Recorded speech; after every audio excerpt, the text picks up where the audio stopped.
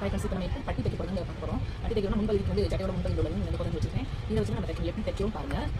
இப்போ நான் வந்து இந்த பீஸை வந்து வச்சுட்டு இந்த கட் பண்ண பகுதி இந்த சைடு இருக்குது.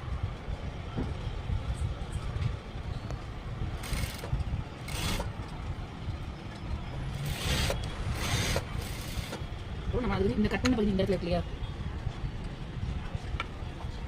இந்த இடத்துல வந்து பின்பகுதி இருக்குது சைடில், அதே மாதிரி பகுதி தான் இந்த சைடில் வைக்கணும். இப்போ